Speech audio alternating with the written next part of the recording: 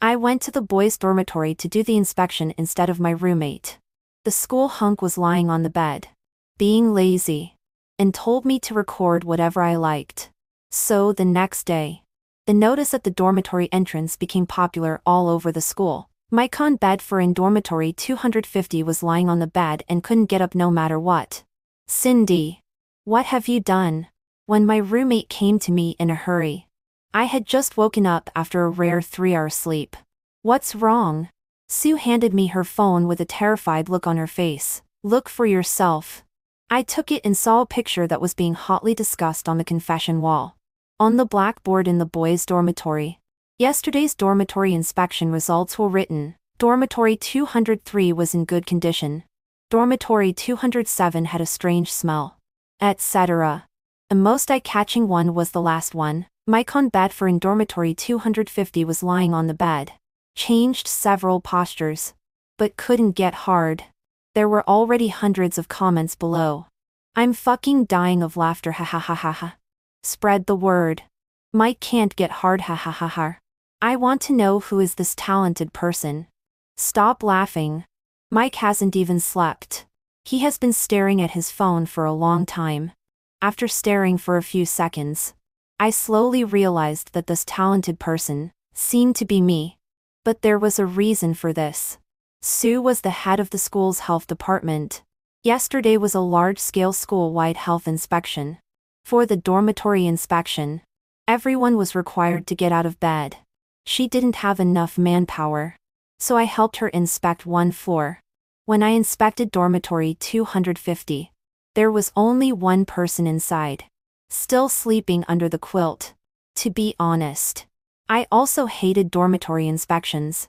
Why should college students make things difficult for each other? I originally wanted to be perfunctory. But who would have thought that the school leader was following me and recording a video? So I poked the human-shaped silkworm chrysalis. Classmate, get out of bed and cooperate with the inspection. A hand with distinct joints stretched out, waved impatiently, and then quickly retracted and turned over. Me. I looked at the school leader beside me and smiled. Classmate, you can sleep after the inspection. Then I whispered close to him, if you stretch out your hand again, you're done. Then the quilt moved. One foot stretched out. It happened to be right in front of the school leader's face. The boy's voice was lazy and wild. Record whatever you like. Since he said so. Under the leader's sharp gaze, I recorded it truthfully. It was just that the wording was a bit of a problem and had some ambiguity. Originally, I was very guilty. Until I saw Mike's reply. Cindy from Class 3. Grade 20 of Animal Medicine. If you don't try hard, how do you know I can't get up? There were dozens of follow-up comments below. Several friends on WeChat asked me when I became so familiar with Mike. I just felt like a group of alpacas were running over my head. Good. It's like the pot calling the kettle black. Neither of us is any better. It's impossible to apologize. Let's just hurt each other. When Mike blocked my way downstairs, I was about to go to the infirmary. The boy in front of me was wearing a casual jacket, looking like he had just woken up, with a strand of unruly hair standing on his head. He looked me up and down, probably seeing my dark circles. He sneered, those dark circles under your eyes. Are you being condemned by your conscience? The dark circles were actually the after effect of my long-term insomnia. But I slept quite well last night. I slept for 3 hours. When Mike asked me this, I immediately became rebellious. He was a popular figure in the school. Almost everyone knew him. When we were talking, there were already a lot of onlookers around. So I hugged his leg with a guilty look on my face. I'm sorry, Mike. It's all my fault. If I had tried harder, you could have gotten up. I really would have tried harder at that time. But you really showed no signs of getting up. Not at all. I said the last few words firmly. Then I glanced at Mike's indescribable part. The onlookers wide and their eyes, as if they had just heard some big gossip. Mike looked at me expressionlessly. Are you sure you want to do this? Huh? Before I could react, Mike directly carried me on his shoulder and walked away with big strides. Then he threw me on the back seat of his electric bike. Sit tight. I was on tenterhooks all the way.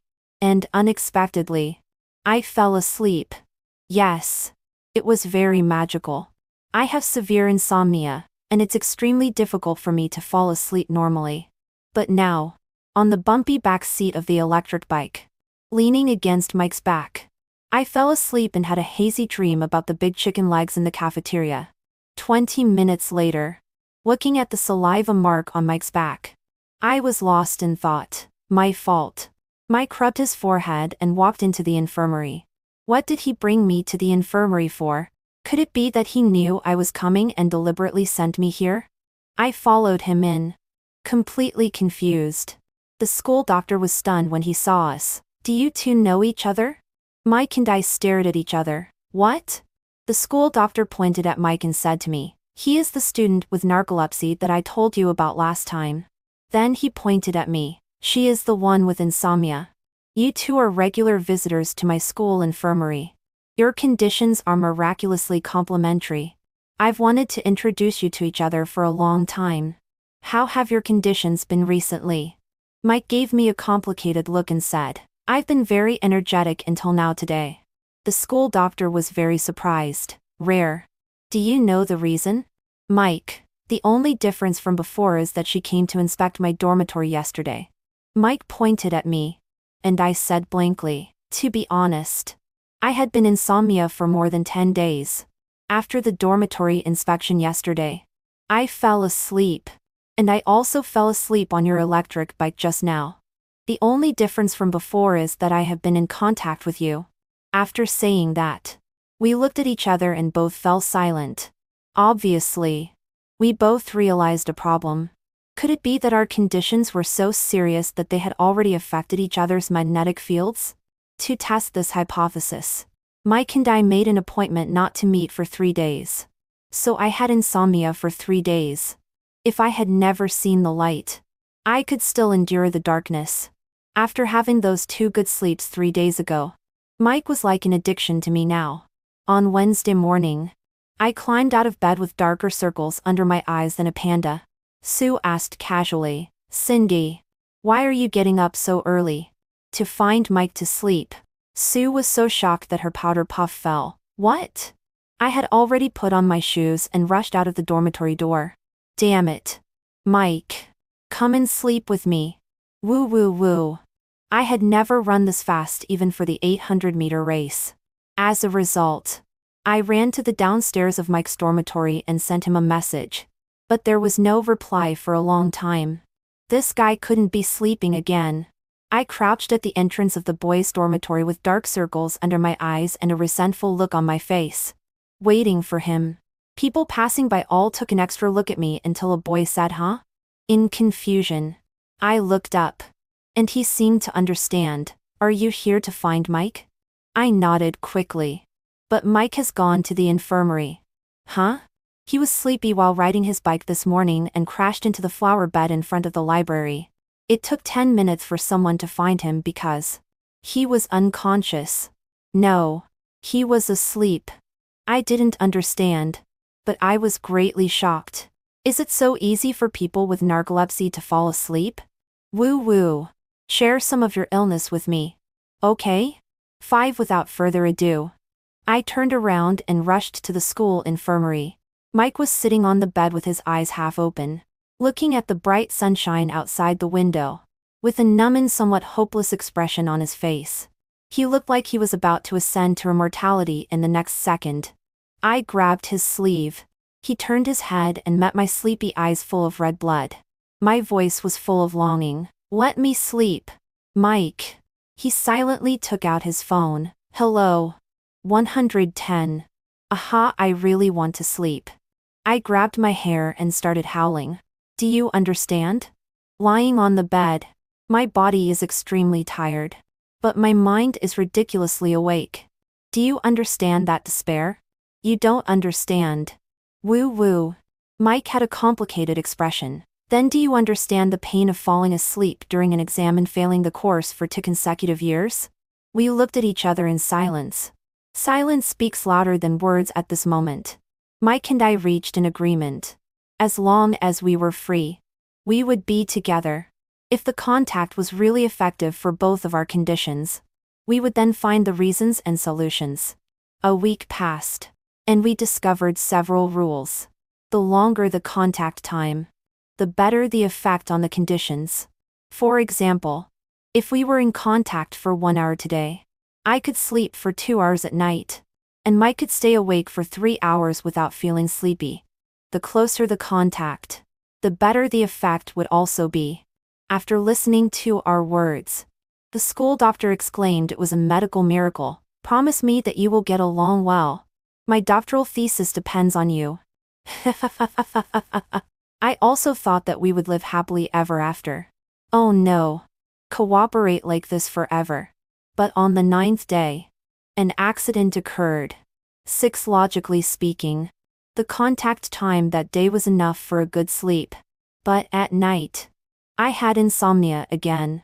I tossed and turned in bed and couldn't fall asleep, staring at the bed curtain all night. The next day, I hurried to find Mike. He was in class. I stood at the back door and took a look inside. Mike was sitting by the window, under the sunshine. He was about to fall asleep. Sure enough, his narcolepsy had also started again. Finally, the bell rang for the end of class. Seeing that Mike finally woke up, he took a look at me and quickly understood what I meant. He stood up and was about to come out when suddenly a girl blocked his way. She chattered something that I couldn't hear. Mike tried to go left. She blocked him on the left. He tried to go right. She blocked him on the right. Oh, my impatient temper. I directly went in, pushed the girl aside, and grabbed Mike's wrist to pull him out. The girl immediately shouted, "What are you doing? Are you in such a hurry to die?" I sincerely nodded. You know, college students can die easily. She looked at me unpleasantly. You're sick. I nodded again. Yes. Yes. Mike is my medicine. I was very comfortable seeing her choked with anger. Suddenly, a chuckle came from beside me. I gave Mike a blank look and pulled him outside. Walking to the school park, I said, "You've also noticed it, right? Now normal contact has no effect." He was sleepy-eyed. Yes. Maybe I've been drained by you. If you don't know how to talk, you can keep quiet. I looked at him several times and laughed dryly. Could it be because we're not in close enough contact? Suddenly, Mike raised his eyes. The sunlight shone through the gaps in the phoenix tree leaves, casting mottled shadows on his face. He took a step closer to me and asked leisurely, "How do you want to be close?" I was a bit stunned by his stare. I tiptoed and touched my forehead against his.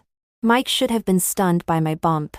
After a while, he touched his forehead and laughed. "Are you stupid? Huh? Intimate contact. Isn't this intimate enough?"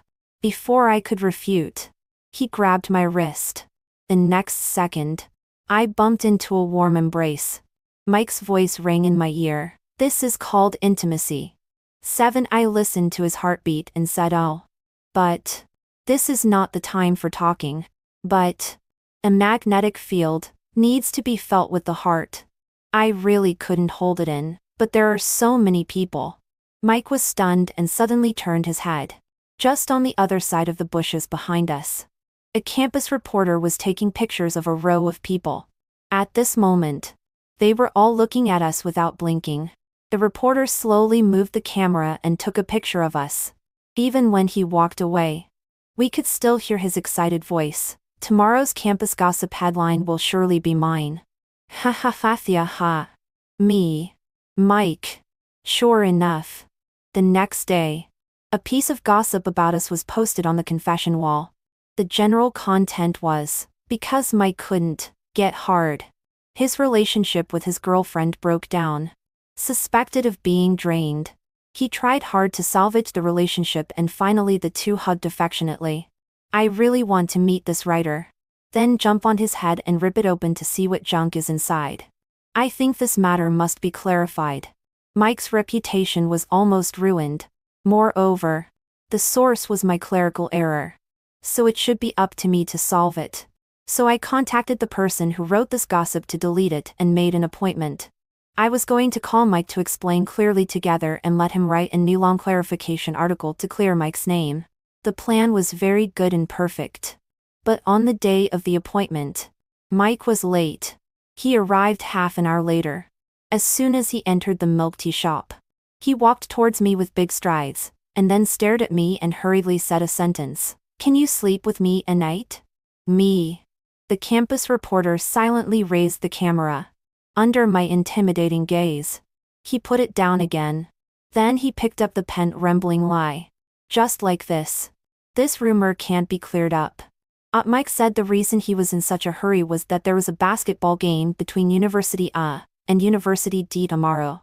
This was the most important game for the school team this year. As the captain of the school team last year, he didn't originally need to play. But this afternoon, the main player of the school team accidentally broke his leg. And there was really no one else. So they came to him.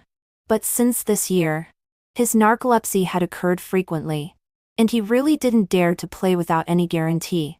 To ensure a long enough awake time. Today he must be close to me for a longer time. This statement sounded a bit strange. But it meant literally that we needed to be close in for a long time. So we could only sleep together at night. I crossed my arms.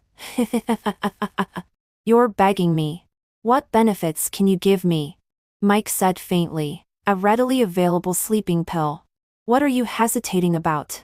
I excitedly pulled him and ran outside the school. "Let's get a room." Ouch. Mike. But we went out late, and it was the weekend. All the better hotels near the school were full.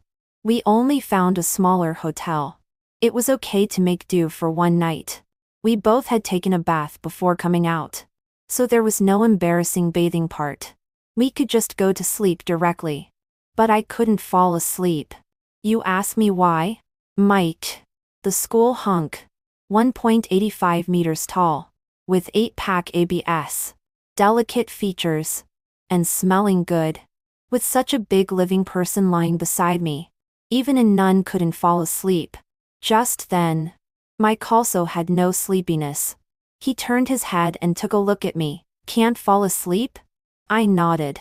A smile appeared at the corner of his mouth. "Then let's play something interesting." Me? Half an hour later. Our conversation became like this. "You're so amazing. How can you hold on for so long?" "No. Be careful when you put it in. Slowly pull it out. Don't use so much force. I'm stuffed." Knock. Knock. Knock. Suddenly there was a knock on the door. Mike and I looked at each other. Mike went to open the door. There was a blushing big brother standing at the door. The big brother said with difficulty, "Brother, the sound insulation in this hotel is not good. You go to sleep early." Alas. Even I, a grown man, blushed and my heart beat faster when I heard you. He took a peek inside with his peripheral vision and happened to meet my eyes. The big brother was stunned. My face was covered with slips of paper. I was holding a kebab in one hand. And there was a building block lottery in front of me. My hand was carefully pulling out one of the sticks. I don't know whether we were more embarrassed or the big brother was at this moment. 9 after such a commotion. I finally felt sleepy. I directly fell into a deep sleep. I don't know how long it had passed. I was still having a long and messy dream. Dreaming of the hairless cat adopted in the courtyard. It often lay on its back, and let people touch its belly. I was happily dreaming and turned over. My palm just landed on a smooth skin. In my dream, I was rubbing the cat's belly, and my hand unconsciously started to move around. Suddenly, I touched a bump. The feel was a bit different. Was the kitten pregnant? Why was it so hard here? So I couldn't help but scratch it. There was a muffled groan beside me. Mike grabbed my hand all at once, turned over and restrained me from above. His ear tips were so red as if they were about to drip blood. He gritted his teeth and said shyly and angrily, "Have you touched enough?" I immediately woke up and quickly glanced at his chest. Oh no. The color was different. Damn it. Cindy. Are you still human? Why are you thinking about this at this time? I took another look at Mike and preemptively said, Why did you take off your clothes? What do you want to do? Mike looked at his chest following my line of sight. As if being electrocuted. He suddenly turned over and put on his short-sleeve shirt. Stuttering a bit, it was too hot at midnight. I subconsciously took off my clothes. Sorry. Off. I'm so magnanimous. I forgive you. After saying that, without waiting for Mike to react, I quickly got up and ran away. Their game started at 11 o'clock. I went back to the dormitory and found that my roommates were all dressed up beautifully and ready to go to the basketball game. Sue said, I heard that there are a lot of handsome guys in the D University team coming today. Cindy, do you want to go with us to have a look? I wasn't interested at first. I casually glanced at the photo of the D University basketball players that Sue showed me. I was immediately stunned. Isn't the one standing in the center position Ryan? My neighbor brother who lies next door to my house? He was 2 years older than me. Although we didn't have much contact. He was the first boy who made my heart flutter when I was a girl. I must go to this basketball game. I quickly put on makeup and found some clothes. When I rushed to the basketball stadium, the game had just started. I looked around the court and saw Ryan at a glance. He wasn't extremely handsome, but still relatively clean-cut. He suddenly looked over. I happily waved. Ryan was stunned for a moment and then winked at me. The big smile on my face slowly disappeared. A bit cheesy. Not sure. Let me look again. Suddenly, there was a scream from the sidelines. I followed the sound and saw Mike neatly throw a three-pointer in his white jersey. The moment he turned around, his eyes met mine for a brief moment. My heart skipped a beat inexplicably. The basketball game ended. Everyone walked out of the stadium one after another. I was looking for Mike's figure when Ryan walked straight towards me. He sat down beside me with a sweaty smell. Cindy. It's been a long time. You've become so beautiful. After saying that, he pretended to be cool and shook his hair. Maybe he thought he was very handsome. But I wiped the sweat droplets that splashed on my arm. I really didn't know what to say. I could only laugh dryly. It hasn't been that long. We saw each other during the Chinese New Year last year. Ryan suddenly started to look me up and down and smiled a bit lewdly. Did you dress up specially today? I endured. Ryan, knowing that I was coming. Did you dress up for me? I endured again. Ryan, you like pink so much. Is your underwear also pink? Damn it. I really couldn't bear it anymore. I smiled and waved to him. I'll tell you quietly. Ryan happily leaned closer. I swung my arm round and slapped him. The palm print is also pink. Is it beautiful? How can there be such a violent girl like you? Do you know what civilization is? Ryan cursed and covered his face and shouted. I raised my bat and threw it at him. I'll dip my belt in iodine tincture and disinfect it while hitting you. So civilized. Ryan remembered to fight back after I beat him several times. He cursed in a low voice and directly raised his hand. But before his fist could fall, it was intercepted halfway. I turned around in surprise and saw Mike standing beside me with a gloomy face. He twisted Ryan's arm and forced him to step back. Then he kicked him to the ground and said coldly, "Get lost." Ryan was probably not convinced and still wanted to resist. But when he saw that all his teammates had left, he was too cowardly to say anything and ran away in a hurry while still cursing. Listening to his words, I had very complicated feelings. 17 Mike sat with me on the stands. I was extremely depressed. In my impression, he wasn't this kind of person. I still remember that he liked to wear white t-shirts and had a neat crew cut. He was my favorite type. When I was in junior high school, every day when I met him on my way to school, he would smile at me. How can a person change so much? Thinking about my first love feeling in junior high school, I just felt really bad. I wailed. I might as well not have come. My youth. Mike sat beside me, and was silent for a while. He patted my shoulder with a complicated look. It's not your fault for having bad taste. If you had known me at that time, you would have known the difference after comparison. Me. Thanks. You're really good at comforting. A few days later, we made an appointment to go to the infirmary for an examination. As soon as I saw Mike when I walked out of the dormitory, I was stunned. He had cut a crew cut. His originally soft facial contour had a bit more of a ruffian air. There was no girl passing by who didn't take an extra look at him. Damn it. He became even more handsome. Seeing me, he showed off with his eyebrows raised. See? This is the correct way to have a crew cut. I couldn't help but laugh out loud. When we arrived at the infirmary, the school doctor asked us to record our sleep and mental conditions during this period in the infirmary. So Mike and I each occupied one side of the table. But recently the weather was still a bit stuffy. I fell asleep lying on the table halfway through writing. When I woke up, it was already dark.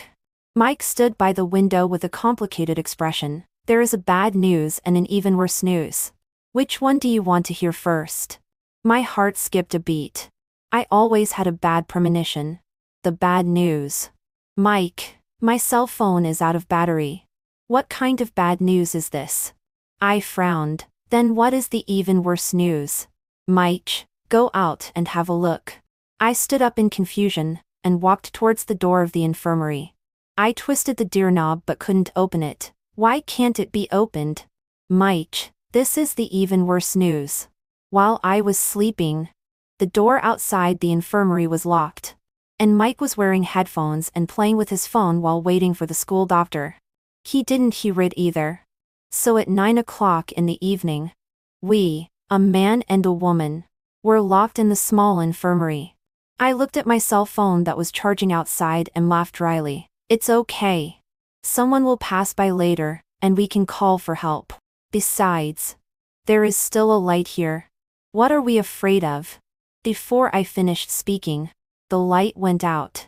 I shivered and laughed again. It doesn't matter without the light. We all believe in science. Just as I finished speaking, my eyes swept over the calendar on the table and I was petrified. The first day of the 10th lunar month. The Cold Clothes Festival.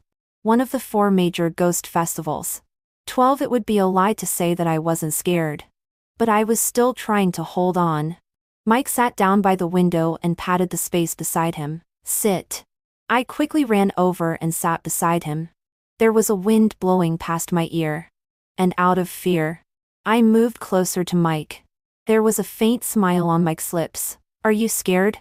I nodded vigorously. When I was a kid, I was terribly frightened by horror movies. It was all my brother's fault. He always told me ghost stories to scare me. Rather envious. What? Mike said. I also really want to have a younger brother. I looked at his lower body. Don't you have one? Mike? He expressionlessly pushed away my hand that was pulling his sleeve. I shamelessly grabbed it again. Look. The atmosphere is much better now. Right? I'm not scared at all. Out of the corner of my eye, I saw a white figure flash by outside the window. I screamed and threw myself into Mike's arms. A dirty thing. There's a dirty thing. I didn't dare to look outside and held onto Mike's waist tightly without letting go. I just felt that Mike's breathing seemed to become a bit heavier. He reached out and put his arm around my shoulder. His voice a bit hoarse. Don't be afraid. Only then did I calm down and realize that this posture was too much. I reluctantly got out of Mike's arms and, mustering my courage, wanted to take another look outside. Suddenly, Mike reached out and covered my eyes. If you're scared, don't look. There's nothing outside. I nodded blankly. Oh. After that, in order to make me stop being afraid, Mike told me several cold jokes.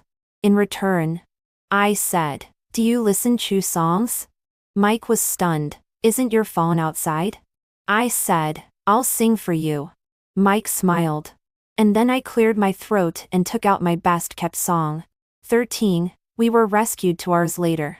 Fortunately, we managed to enter the dormitory before the curfew.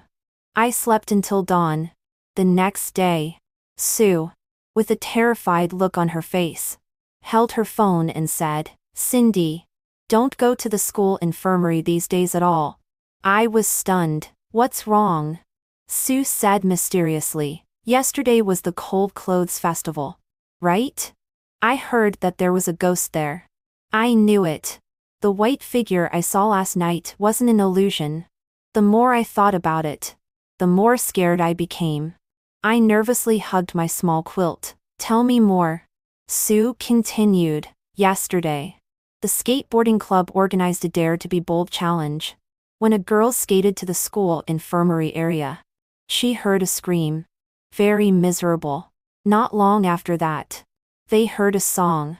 According to their description, the song didn't sound like it was sung by a human. It was extremely tragic, with a strange pitch, like a folk curse. Something seemed wrong." Sue played the recording that was spreading on the school forum for me. I fell silent as I listened to my own voice. Sue shook her head. "Tut. Anyway, don't go to the infirmary during this period. This female ghost seems to have a lot of resentment." I also had a lot of resentment now. Was I really that bad at singing? Mike was still laughing last night. Oh, probably mocking. Just then, I received a message from Mike, asking me to have lunch together at noon. He must have known about the ghost incident too, thinking it was too embarrassing. I said I couldn't go because I had a cold and my throat was itchy. Who would have thought? When I was eating chicken feet in the cafeteria, I ran into him again. Mike examined me. "A cold? A itchy throat?" I looked at the chicken feet clamped by my chopsticks and twitched the corner of my mouth. "Let it go in and scratch." Mike. 14 during the meal. Mike heard that I was going out for an internship for half a month next week and promised to give me a gift. I only received a box from him just before leaving. "What is this?" Mike raised his eyebrows. "You'll need it." Before I could open it, I was rushed onto the bus by my tutor. Seeing the beautifully packaged gift box in my hand, my classmates' gossipy souls were burning brightly. They urged me to open it and have a look. For a moment, driven by vanity, I embarrassedly hesitated for a while. Oh, there are so many people. How embarrassing. Hurry up. Hurry up. It's from Mike. The packaging is so beautiful. It must be a bag. I guess it's shoes. With an excited heart and trembling hands, under the expectant gazes of everyone, I opened the box and took out a used boy's pajama. There was complete silence around. A classmate blushed and turned his eyes to the window. "The scenery outside is so, oh no, so beautiful." I directly stuffed the pajamas into my bag and shrank in my seat to call Mike. "What do you mean by giving me your used pajamas?" It seemed that he was walking on the other side, and the background was a bit noisy. "Aren't you not coming back for half a month? If you can't see me, you can't be insomniac for half a month, right? I'll give you my pajamas. Put it beside you when you sleep at night. It might be useful." I took a deep breath. "Your starting point is good. But don't start yet." After saying that, I suddenly thought of something and asked him, "Then what about you? When I'm not here, don't ride your bike. Okay? Okay. When you sleep in class, remember to be more discreet. If you get caught, you'll have to stand and sleep. Okay. Pay attention when you walk, and don't bump into a tree." There was a low laugh from the other side. "Cindy, are you worried about me?" I was stunned, and my heart fluttered for a moment. Before I could think of something to prevaricate, there was a bang on the other side. I asked, "What happened to you?" "Mike?" "Nothing. I'll hang up first." After hanging up the phone, I was a bit worried that something had happened to Mike. Just as I was about to ask his roommate, I saw a freshly released video on the confession wall. Mike was walking on the road, talking on the phone and giggling stupidly. And then he bumped his head into a tree. A bit silly. And also a bit cute. I couldn't help but laugh out loud. 15 Mike's pajamas seemed to be really useful in the internship dormitory. Although I didn't sleep very well, holding his pajamas, I could doze off for a while at least. One day, when I really couldn't fall asleep, I sent a message to Mike. Are you asleep? Mike, no. I showed off. Is it that without me? You found that you can't live without me? The typing indication on the other side showed for a while. And then a voice message was sent over. With a chuckle and a hint of doting, yes. So come back quickly and save me. It was like coaxing a child. But I had no proof. Mike asked again, have you had dinner? Just ate Nazha's body. Mike? I said, oatmeal. Mike. He sent a long voice message. I didn't need to listen to know that he was saying I was crazy. I typed with a smile, I like the way you can't stand me but can't get rid of me. As a result, I didn't hold my phone firmly. Halfway through typing, it hit my nose directly. It made my eyes water. When I picked up my phone again, I found that I had sent the first half. I like you. Damn it. I exclaimed and quickly clicked, recall. So fast. Mike probably didn't see it. Right? I felt a bit guilty. But why was I also a bit expectant? Oh no. It seems that I'm addicted to Mike. No, it must be that we've been in contact for too long and I've become dependent. After being apart for half a month, I'll return to normal. I thought so and firmly believed it. Until the end of the internship half a month later. My tutor asked me with a solemn face, what is Mike to you? I was shocked. How do you know? No, Mike has nothing to do with me. My tutor looked at me faintly. Are you sure? Then he pointed at the small animals in the clinic and roared, you named that dog Momo. That cat Song Song. The parrot Song Xiao Mo. The hamster Song Damo. And even more ridiculously, that pig. You named it Mo Bao. Now if you don't call it baby a few times before meals, it won't eat. My tutor looked up at the sky in distress. Cindy. How are you going to repay them? I turned my head and made eye contact with the pig's innocent eyes. I actually moved my eyes away in shame. When I was pulling my luggage back to school, I ran into the school doctor.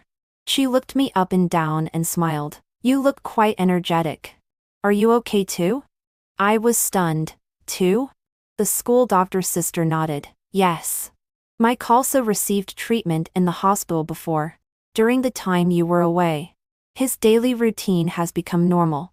How about you? Has your insomnia improved? I had mixed feelings and didn't speak for a while. After chatting casually with the school doctor and parting, I stood at the school intersection. My mind in a mess. So Mike had been receiving treatment all along. He was looking for a way to live a normal life without me. But I was becoming more and more dependent on him. This was not good. 16 After returning to the dormitory, Sue updated me on the gossips that had happened in the school these days. I only remembered one of them. Mike had been looking for a senior sister in the medical department, the campus belle, for 3 consecutive days. I saw the photo taken by passers-by. A handsome man and a beautiful woman were sitting together having dinner, looking very well matched. Oh no. So was this the reason why he was so eager to cure himself and get rid of me? Then I must do a desensitization training for myself. Challenge. Not depending on Mike for a week. Day 1 of the challenge. Failed. On the basketball court. As soon as I saw him, I turned around and ran. Mike grabbed my hat and dragged me into the utility room like a chicken. He propped his hands on either side of my head and stared at me meaningfully. What are you running away from? I lied blatantly. I'm not running away. Mike didn't say anything. My voice also lowered. Don't need me anymore? Mike. What? Someone outside called him. Mike grabbed my wrist and led me onto the basketball court. Then pointed to a position. Wait for me there. I nodded. Today was the final of the 5-school league. Mike led the school team to dominate the whole game and won with a crushing victory. I sat in the crowd and clapped. Suddenly, the girl beside me pulled me with a pained look on her face. Classmate. Do me a favor. I was stunned. Huh? The girl said. I seem to have my period. My stomach hurts so much. I need to go to the bathroom. But I still have to go up and present the medals to the champion team later. Can you go instead of me? This isn't, before I could say, appropriate. The girl pushed me into the line of ceremony girls and said thank you and ran away. I was a bit flustered in the crowd. When I followed them onto the stage, my mind was still blank.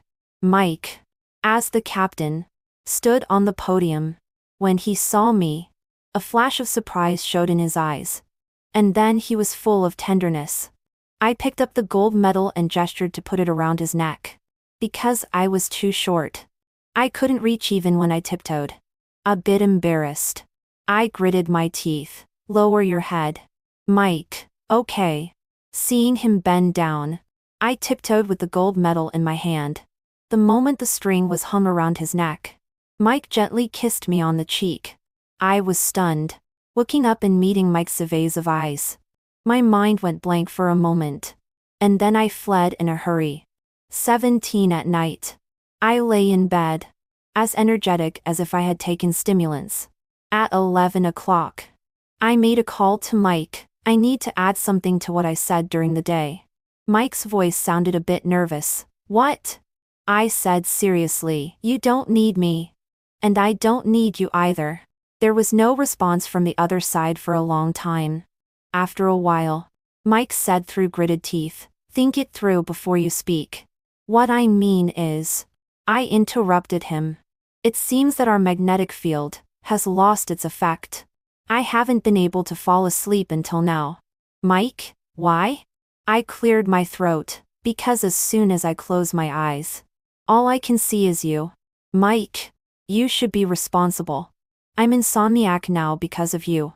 There was silence on the other side for several minutes. Then Mike spoke. His voice a bit hoarse, as if he was restraining something. Go downstairs. Your medicine is here. 18 in the middle of the night. I was sitting by the lake in front of the dormitory with Mike, wearing slippers, freezing to death. Mike sighed in exasperation, turned me to a different direction, and then let me put my feet in his arms. I huddled in my coat, not knowing what to say. Mike spoke first. I saw the message you sent me a few days ago. What message? The one you retracted. My face flushed immediately. Just as I was about to explain, Mike said through gritted teeth, when I saw the message, I jumped up and announced to my roommate that I was no longer single. But then you retracted it. What? Do you still need to hesitate? I swallowed the words of explanation again. Mike persisted. Why did you avoid me after coming back to school? My voice was listless. Your narcolepsy is almost cured. You don't need me that much anymore. Besides, they all said that you have been very close to the campus bell from the neighboring department these 2 days. So I couldn't help but think more. You're thinking nonsense.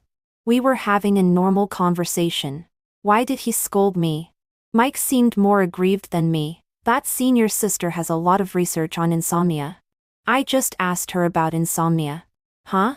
So, it was for me. Was it really necessary? Obviously.